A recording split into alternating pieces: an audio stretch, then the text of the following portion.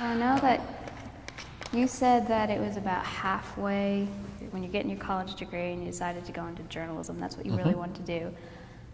But then you did it in high school too, like with the little, like learning all the different type kits and everything. So was there something that happened at Birmingham Southern, some like epiphany that you had where you're like, this is what I want to do?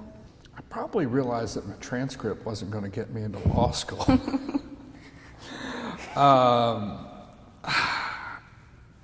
I had a lot of internships when I was here, and I went to work at the one interim at the Gadsden Times. I went to work another interim at the Anniston Star, and I think I just felt more at home doing that than pursuing some other career path that was really just kind of ill-conceived. One of the great things about having that liberal arts education is it gives you a lot of choice. When you're an English major, people ask you questions that are really kind of offensive, like, what are you going to do with that? Are you going to teach? Not that there's anything wrong with teaching. I'm a teacher's kid. I'm an English teacher's kid too. But having a good, well-rounded liberal arts education opens up all sorts of career paths, and I don't think people really appreciate that. So even if I'd become a political science major, I think I still would have wound up in journalism.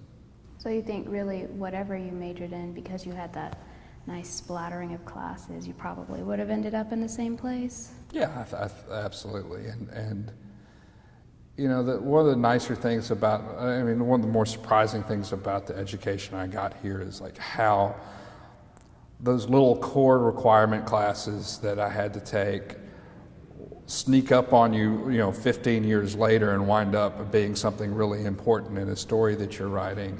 You start, I took populations and ecosystems from Wayne Hsu, and you learn about how, carrying capacity in an ecosystem, and then you realize 10 years later that carrying capacity in an ecosystem translates perfectly into how many cars you can fit on a highway that the city is considering expanding, right? And learning about cathedrals and how, in my Chaucer class, and how long it took to build a cathedral over hundreds of years translates very well into how building a public transportation system is something that has to work across generations and not something that everybody can just build in a heartbeat and enjoy it and see the benefits of it.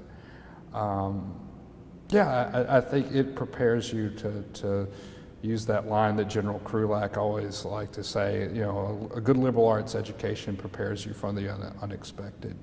And journalism is a career that is about the unexpected.